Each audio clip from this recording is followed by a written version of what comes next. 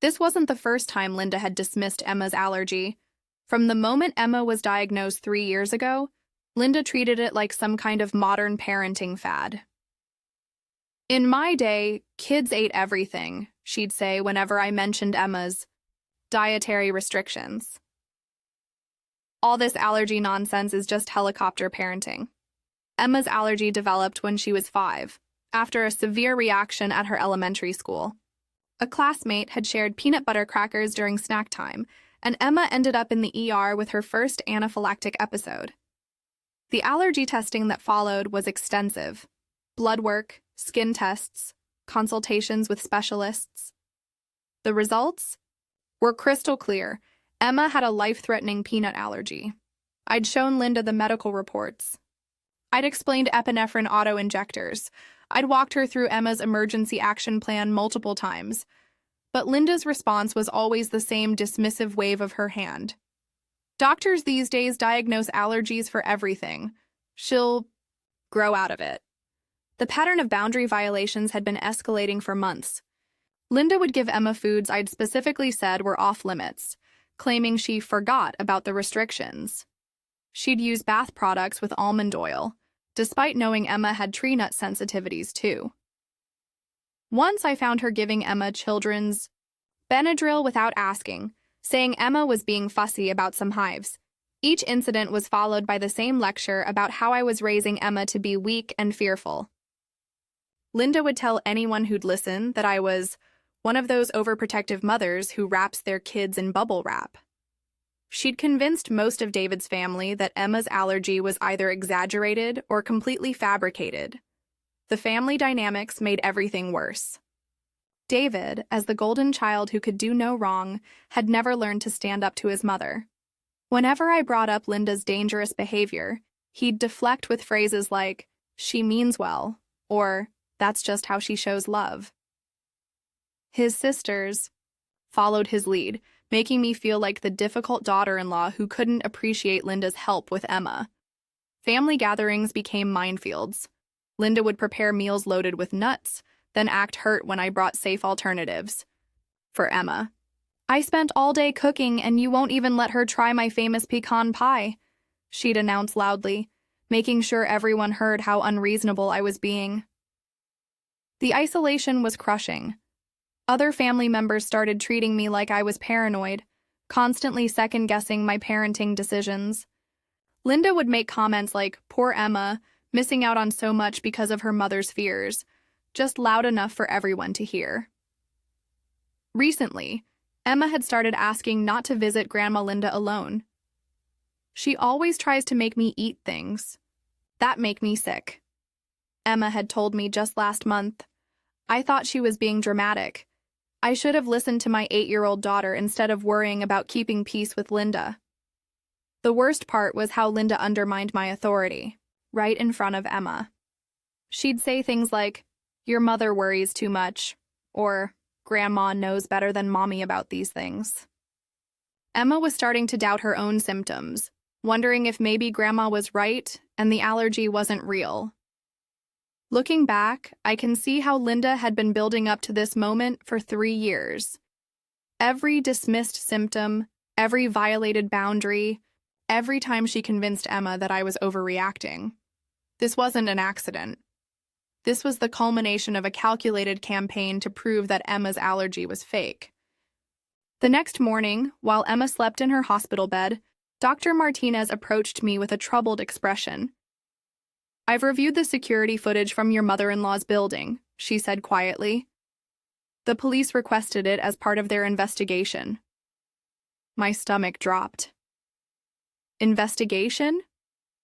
"Mrs. Johnson, when a child is deliberately given a known allergen by a caregiver, we're required to report it. This isn't considered an accident." The detective who arrived later that afternoon was a woman named Sarah Chen, who specialized in family crimes. She was gentle but thorough, asking detailed questions about the incident and Linda's history with Emma's allergy. "We've obtained the security footage from the hallway outside your mother-in-law's apartment," Detective Chen explained. "It shows her neighbor, Mrs. Rodriguez, visiting earlier that day. Mrs. Rodriguez overheard your mother-in-law saying, and I quote, "I'm going to prove this allergy nonsense is fake once and for all." My hands started shaking. This wasn't a mistake or a moment of forgetfulness. Linda had planned this. Detective Chen continued, "Mrs. Rodriguez also reported that your mother-in-law had been researching food allergies online. She'd found some dangerous misinformation about exposure therapy and believed she could cure Emma by forcing her to eat peanuts." The evidence kept piling up. Linda's internet search history, which police obtained with a warrant, revealed disturbing queries. How much peanut exposure causes allergic reaction? Fake food allergies in children.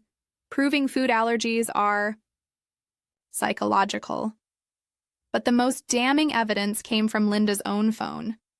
She'd been texting her sister throughout the week leading up to Emma's visit. The messages were devastating. "Emma's coming this weekend. Time to put an end to Sarah's ridiculous allergy charade. I'm making peanut butter cookies. Let's see how allergic she really is. David needs to see that his wife is making Emma sick for attention." Detective Chen showed me printouts of a family group chat where Linda had convinced David's sisters that I was suffering from Munchausen syndrome by proxy. She'd sent articles about fake allergies and attention-seeking mothers to the entire family. The hospital social worker, Ms. Patterson, had interviewed Emma separately. What Emma told her made my blood run cold. Linda had been systematically undermining Emma's understanding of her own allergy for months. "Grandma told me that Mommy gives me fake medicine to make me think I'm sick," Emma had reported. "She said the doctors are lying because Mommy pays them to lie. She said if I ate peanuts and nothing happened, then everyone would know Mommy was making it up." Ms. Patterson's report detailed how Linda had psychologically manipulated Emma, convincing her that the allergy symptoms she experienced were all in her head. Linda had told Emma that other kids would like her better if she wasn't so dramatic about food. The neighbors provided additional testimony. Mrs. Rodriguez had heard Linda on the phone multiple times, telling people she was going to expose Sarah's lies about Emma. Another neighbor, Mr. Kim, reported that Linda had asked him detailed questions about food allergies, claiming she was doing research to help her granddaughter. Most chilling was what the hospital security cameras revealed. Linda had arrived at the emergency room with a small notebook, where she'd written down timestamps and Emma's symptoms. She'd been documenting the reaction like a twisted science experiment, expecting Emma to recover quickly and prove the allergy was fake. The pediatric allergist who reviewed Emma's case, Dr. Williams, provided expert testimony that completely vindicated my protective measures. "Emma's allergy is severe and well documented," she stated in her report. "The reaction she experienced could easily have been fatal without immediate intervention. This was not a test that any reasonable person would conduct." Police found evidence that Linda had purchased the peanut butter specifically for Emma's visit. Her credit card records showed she'd bought the ingredients 2 days before, despite never having peanuts in her house previously due to Emma's allergy. The final piece of evidence came from Emma's tablet, which Linda had been using to show Emma videos about kids with fake allergies. The browser history revealed Linda had been showing Emma content that dismissed food allergies as parental manipulation. Detective Chen laid out the case clearly. This was premeditated child endangerment. Your mother-in-law deliberately exposed your daughter to a known life-threatening allergen to prove a point. She documented the process and had been planning it for weeks. When I called David with the evidence Detective Chen had shared, his initial reaction broke my heart. "There has to be some misunderstanding," he said, his voice strained. "Mom would never hurt Emma on purpose. She loves her. But love doesn't deliberately feed a child their allergen to prove a point." When I read him Linda's text messages, the silence on the other end of the line stretched for what felt like hours. Linda's reaction to the police investigation was explosive. When Detective Chen interviewed her the next day, she became increasingly erratic and defensive. According to the report, she'd screamed that I was poisoning everyone against her, and that Emma was perfectly fine, just like she always said. The family dynamics shifted overnight, but not in the way I'd hoped. David's sisters called him, furious that police were involved. "You're letting Sarah destroy this family," his older sister Michelle told him during a heated phone conversation. I overheard. "Mom made a mistake, but calling the cops is insane." His youngest sister Amy was even more direct. She called me herself, her voice dripping with disdain. "You've always hated Mom, and now you're using Emma to get revenge. This is sick, Sarah. You're tearing this family apart over cookies." The gaslighting was intense and coordinated. Within 48 hours, Linda had managed to convince most of David's extended family that I was having some kind of mental breakdown. She told them I was weaponizing Emma's fake allergy to destroy her reputation and turn David against his family. Child Protective Services opened an investigation, but thankfully it was focused on protecting Emma, not questioning my parenting. The social worker, Ms. Patterson, was thorough but kind. She documented our home environment, Emma's medical history, and the safety measures we'd put in place over the years. "Your daughter is clearly well cared for," Ms. Patterson assured me after her home visit. "You've done everything right to manage her allergy. Our concern is entirely focused on the grandmother's behavior." But Linda wasn't backing down. If anything, she was escalating. She hired a lawyer and began threatening to seek grandparents' rights. Her attorney sent us a letter claiming I was alienating Emma from her loving grandmother due to unfounded paranoia about food allergies. The letter arrived on the same day Emma started having nightmares. She'd wake up screaming, "I don't want to eat the cookies." Her pediatrician documented anxiety symptoms and recommended immediate counseling for trauma related to the incident. Linda began showing up at our house unannounced, ringing the doorbell repeatedly and shouting through the door, "Emma, Grandma's here. Don't let Mommy keep us apart." The neighbors started calling these incidents in, but it was terrifying for Emma to hear her grandmother yelling outside. The voicemails Linda left on our home phone became increasingly unhinged. "You can't keep my granddaughter from me forever, Sarah. I know what you're doing, and everyone will see the truth. Emma needs someone stable in her life, not a mother who makes up illnesses for attention." She contacted Emma's school, claiming to be concerned about my mental health and asking them to monitor Emma for signs of medical abuse. The principal, Mrs. Henderson, called me immediately. She'd known Emma since kindergarten and had witnessed her allergy reactions firsthand. "We stand behind you completely," Mrs. Henderson assured me. "Emma's allergy is well documented in our records, and we've seen how responsibly you've managed it. We will not be allowing Mrs. Linda any access to Emma during school hours."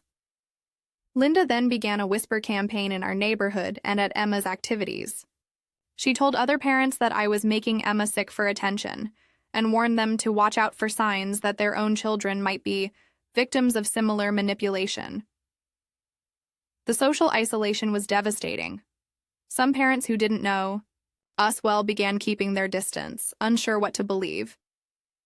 Emma noticed that playdates were becoming less frequent and started asking if it was because she was broken, like Grandma Linda said. David was caught in an impossible position. His family was pressuring him to control his wife and get help for Sarah's obsession with Emma's fake allergy. His mother called him crying daily, claiming I was destroying the family and that she was just trying to help Emma live a normal life. The breaking point came when Linda tried to force her way into our house while David was at work. She'd obtained a key from David years ago and apparently still had it. I found her in our kitchen, going through Emma's allergy medications and emergency supplies. "These are all fake," she announced when she saw me. "I'm going to flush them down the toilet so Emma can finally be normal." I called 911 immediately. Linda was arrested for breaking and entering, but she spent the entire time shouting that I was mentally ill and using Emma to get attention. The neighbors who witnessed her removal were shocked by her behavior. The police response to Linda's escalating behavior was swift and thorough. Detective Chen had been documenting every incident, building a comprehensive case that went far beyond the initial peanut cookie incident. This is no longer just about one day of poor judgment, Detective Chen explained during our meeting.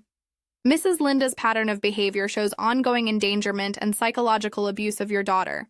The break-in was the final straw. The charges were serious. Reckless. Endangerment of a child, criminal trespass, harassment, and stalking. Linda's lawyer advised her that fighting the charges would likely result in jail time, given the overwhelming evidence and witness testimony. Child Protective Services completed their investigation with a clear finding. Emma was safe in our care, and Linda posed a documented threat to her well-being. Ms. Patterson's report was damning for Linda but supportive of our family. The mother has consistently provided appropriate medical care and safety measures for her daughter's documented food allergy, the report stated. The grandmother's behavior demonstrates a pattern of deliberately undermining medical advice and endangering the child's health through exposure to known allergens. Dr. Williams, the pediatric allergist, provided expert testimony that sealed Linda's fate. Her medical report confirmed that Emma's allergy was severe, well-documented, and potentially fatal. No reasonable caregiver would deliberately expose this child to peanuts, Dr. Williams wrote. This was not a test of the allergy's validity, but an act of child endangerment. Emma's counselor, Dr. Rebecca Martinez, documented the psychological trauma Linda had inflicted. Emma exhibits symptoms consistent with psychological abuse from a trusted authority figure, her report stated. The grandmother systematically undermined the child's understanding of her own medical condition and safety needs. The court-appointed child advocate, Maria Santos, interviewed Emma extensively. Her report to the family court judge was clear and direct. This child has been psychologically manipulated by her grandmother to doubt her own medical reality. The grandmother's behavior constitutes emotional abuse and physical endangerment. Judge Patricia Williams reviewed all the evidence during our emergency custody hearing. Linda's lawyer tried to argue that this was a family misunderstanding that had gotten out of hand, but the judge wasn't buying it. The evidence shows a deliberate pattern of endangering behavior, Judge Williams stated firmly.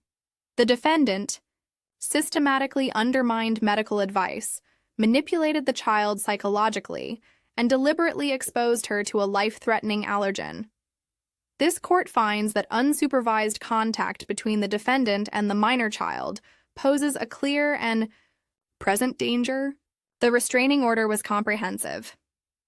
Linda was prohibited from any unsupervised contact with Emma, couldn't come within 500 feet of our home or Emma's school, and was required to complete a psychological evaluation before any supervised visits could be considered. Police took the threats seriously after Linda's arrest.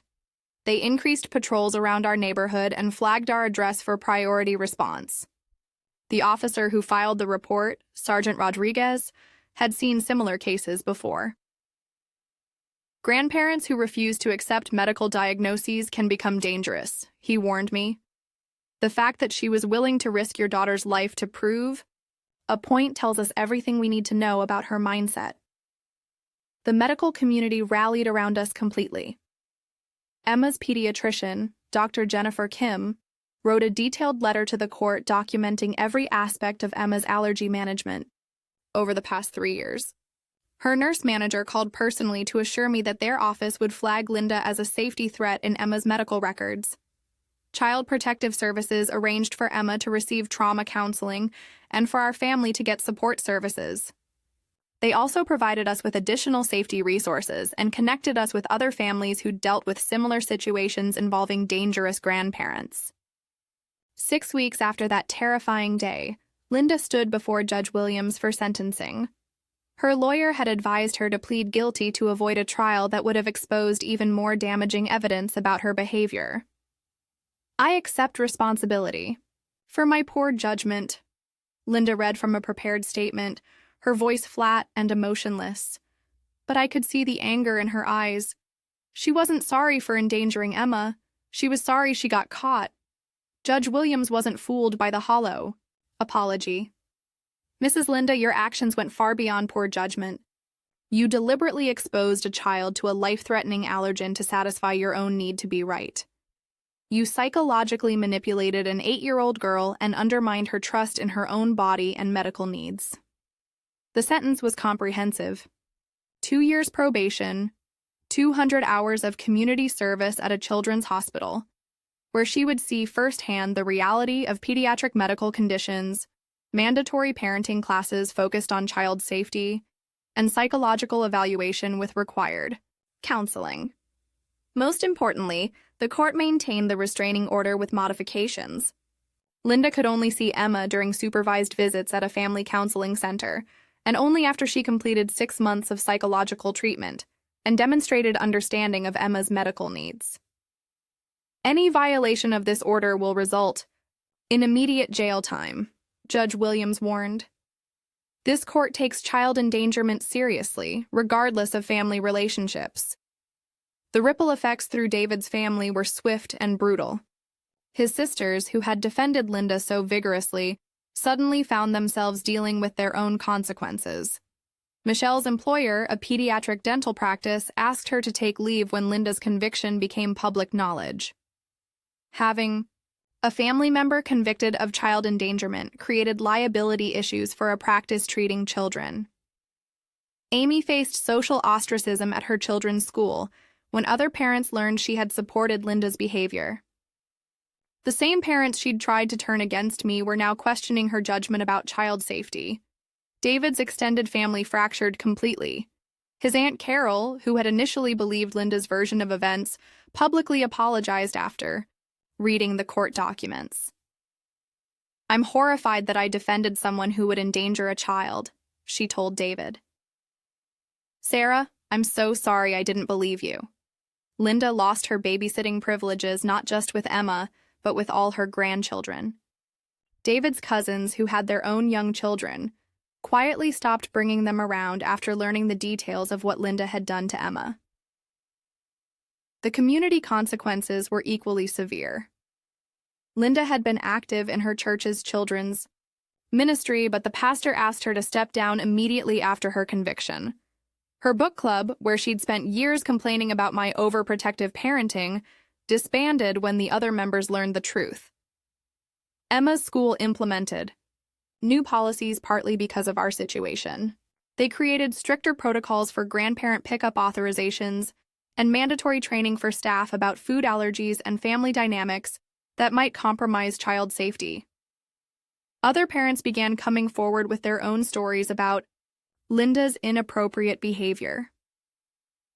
Mrs. Chen from Emma's class revealed that Linda had approached her months earlier, warning her that I was making Emma sick for attention and encouraging her to watch for signs of medical abuse.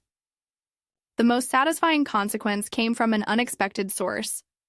Linda's own doctor, Dr. Stevens, had read about the case in the local newspaper.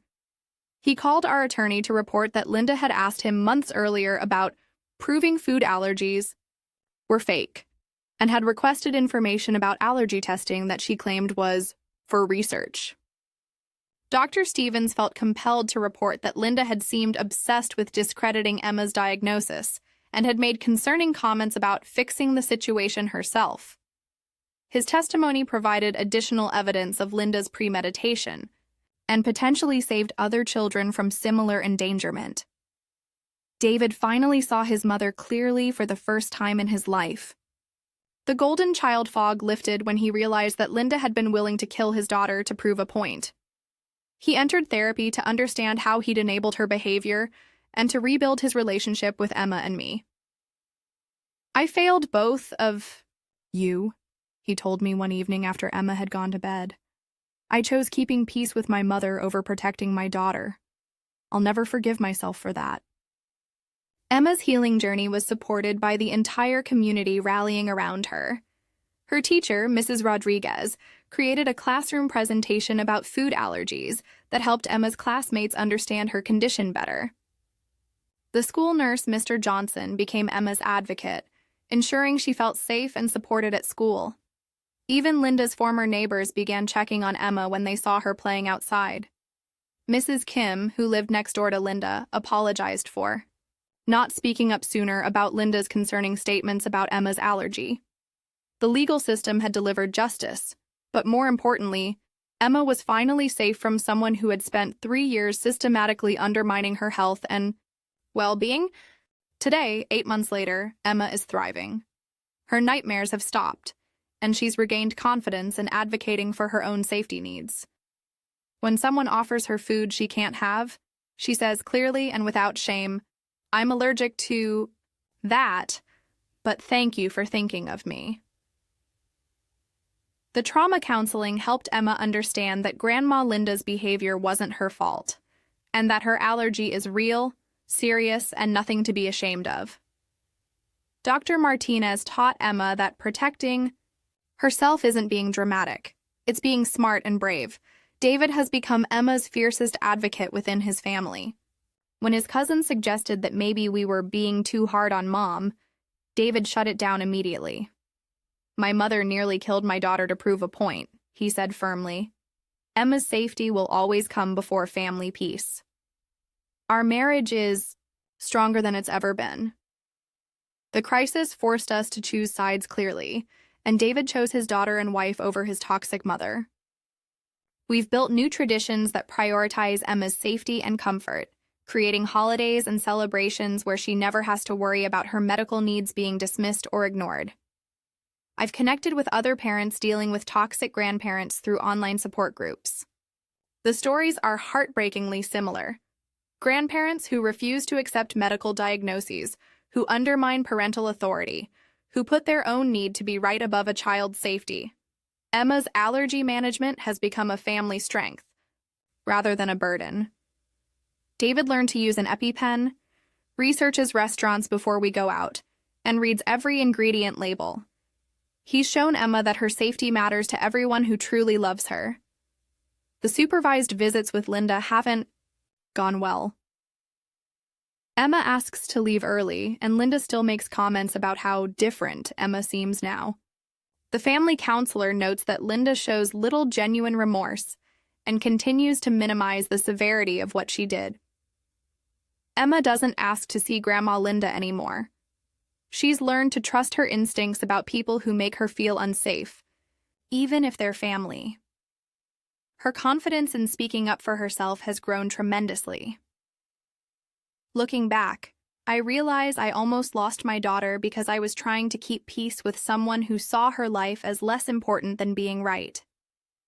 Sometimes protecting your child means being the difficult daughter-in-law, the overprotective mother, the one who calls 911 when everyone else says you're overreacting. Have you ever had to choose between family harmony and your child's safety? Did you trust your mama bear instincts even when others said you were wrong? Share your story in the comments. Let's support each other in putting our children's well-being first. Subscribe for more stories about trusting your parental instincts and protecting your children, even when family turns against you. I was folding laundry when my phone rang. Emma's babysitter's voice cracked through the speaker. "Something's wrong with Emma. She can't breathe." My blood turned to ice. "What do you mean she can't breathe?" But the line had already gone dead. Drove like a maniac to my mother-in-law's house, my hands shaking on the steering wheel. Emma was supposed to be having a fun weekend with Grandma Linda. She'd been looking forward to baking cookies and watching movies. The drive felt like an eternity, but it was only 12 minutes. I burst through the front door without knocking. The scene that greeted me will haunt me forever. My 8-year-old daughter was sitting on the couch, her face swollen beyond recognition. Angry red hives covered her arms and neck. She was wheezing, struggling to pull air into her lungs. Her lips had a terrifying blue tinge, and there stood Linda, my mother-in-law, calm as could be, arms crossed over her chest. "She's just being dramatic, like always," she said with that dismissive tone I'd grown to hate. My eyes swept the room and landed on the kitchen counter. An empty plate sat there, covered in cookie crumbs, peanut butter cookies. The smell hit me like a punch to the gut. Linda knew. She'd known for 3 years that Emma was severely allergic to peanuts. We'd told her 100 times. We'd shown her Emma's EpiPen. We'd explained what anaphylaxis meant. I grabbed Emma's emergency bag and pulled out the EpiPen with trembling hands. "What are you doing?" Linda snapped. "That's completely unnecessary. She's fine." But Emma wasn't fine. As I jabbed the medication into her thigh, she looked up at me with terrified eyes and whispered in a voice barely audible, "Grandma said I was lying about being allergic." I dialed 911 while Linda stood behind me, muttering about overprotective mothers and modern nonsense. The paramedics couldn't arrive fast enough. The ambulance ride felt surreal. Emma's breathing was stabilizing, but I couldn't stop shaking. Linda had insisted on coming along, and now she sat across from us, telling the paramedic, "This is all very dramatic. She's always been attention-seeking." I wanted to scream. My daughter nearly died, and Linda was still dismissing it like Emma had scraped her knee playing outside. At the emergency room, everything changed. The moment the triage nurse saw Emma's condition, we were rushed straight back. No waiting room, no paperwork delays. The medical staff took one look at her swollen face and immediately started preparing medications. Dr. Martinez, the attending physician, pulled me aside after examining Emma. "This was severe anaphylaxis," she said seriously. "Without that EpiPen, your daughter could have died. Her airway was starting to close. You saved her life." Those words hit me like a freight train. Emma could have died. While Linda stood there calling her dramatic, my baby was fighting for her life. My husband, David, arrived 20 minutes later, his face pale with worry. "What happened?" he asked, looking between Emma, me, and his mother. "She gave Emma peanut butter cookies," I said, my voice barely controlled. "Mom, you know about Emma's allergy," David said, turning to Linda with confusion. Linda's response chilled me to the bone. "I raised 4 children, David. I think I know the difference between a real emergency and attention-seeking behavior." That's when the nurse came back with Emma's initial blood work. "The allergen levels are extremely elevated," she reported to Dr. Martinez. "This was definitely a severe reaction." But what broke my heart was when Emma whispered to the nurse, "I told Grandma I was allergic to peanuts, but she said I was making it up. She said I had to eat the cookies to prove it." The nurse's expression darkened. She looked from Emma to Linda, then back to me. Something significant had just shifted. In this room, Dr. Martinez made a note in Emma's chart that would change everything.